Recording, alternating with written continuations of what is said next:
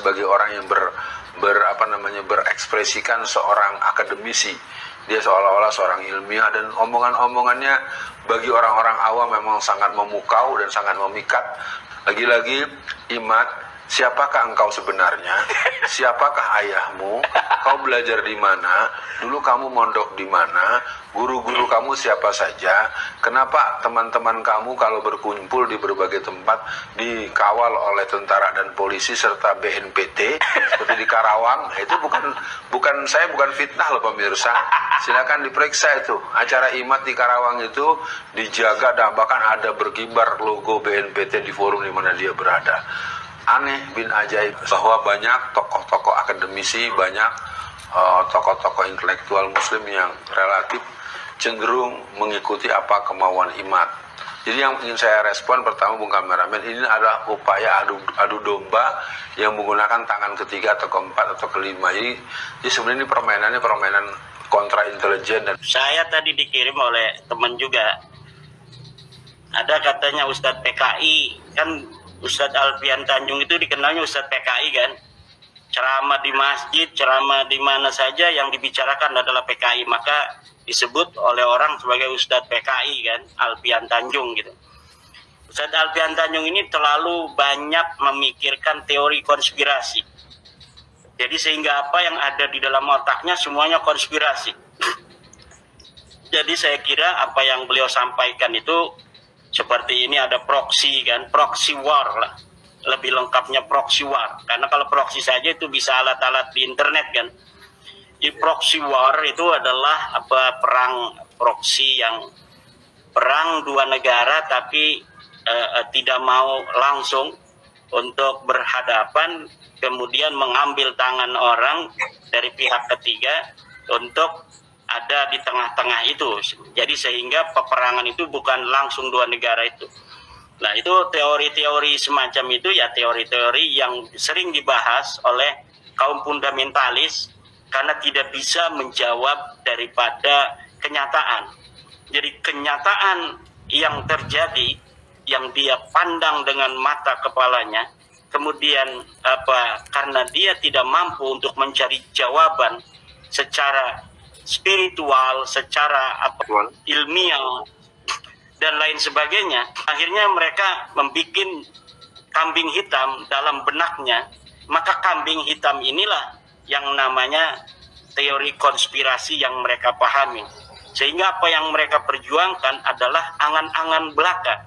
Orang-orang yang sumbu pendek, orang-orang yang gampang untuk dimanfaatkan, langsung digosok-gosok sedikit, langsung berteriak dan lain sebagainya.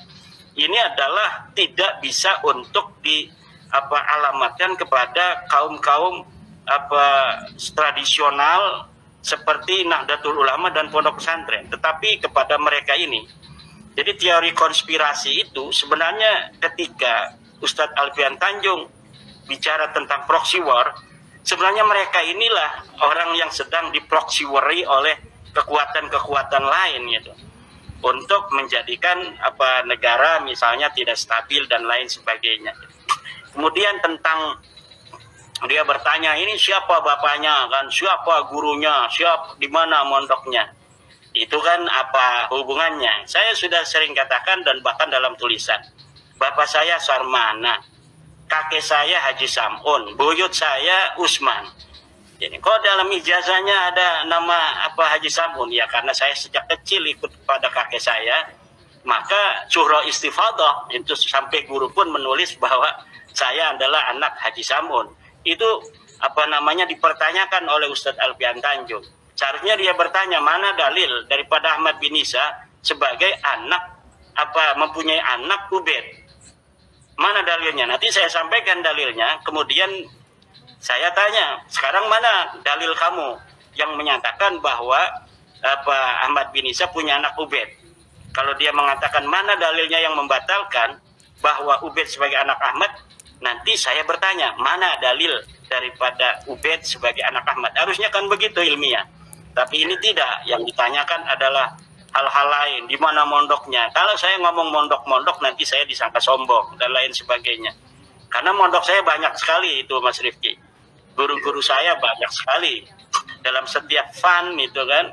Dan saya ini ketua Komisi Fatwa MUI Banten. Di Banten itu tidak sembarangan para ulama itu mengangkat seseorang untuk menduduki sebuah jabatan tertentu, apalagi sebagai ketua Komisi Fatwa di Majelis Ulama Indonesia yang membawa nama Syekh Nawawi Tanara. Banten ini kan membawa Syekh Nawawi Tanara, membawa Syekh Arsyad Tawil, membawa seorang Sultan Hasanuddin, membawa nama seorang Arya Wangsakara, membawa nama para pejuang Banten seperti Kiai Wasid, seperti Kiai Samhon, seperti Kiai Asnawi Caringin dan lain sebagainya. Masa seorang ketua komisi fatwanya orang yang sama sekali tidak dikenal orang, itu tidak mengerti.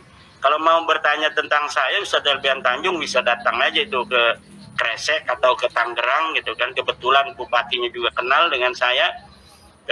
Dan beberapa kali hanya kita kerja bareng untuk kebudayaan di Kabupaten Tangerang.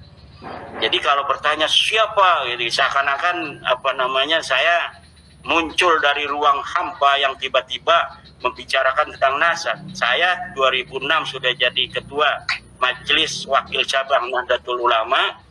Saya pengasuh pondok pesantren. Rumah saya tidak pindah-pindah, ada di Kampung Cempaka namanya. Orang semua kenal di sini, lurahnya aja sepupu saya, ketua MUI-nya sepupu saya, bisa tanyakan juga itu. Nah ini Ustadz Alfian Tanjung ini saya kira harus banyak lagi belajar. Sebenarnya kan beliau ini sudah banyak belajar, kemarin di penjara beberapa waktu kan, harusnya itu banyak merenung sehingga nanti akan banyak ilmu-ilmu baru yang dapat untuk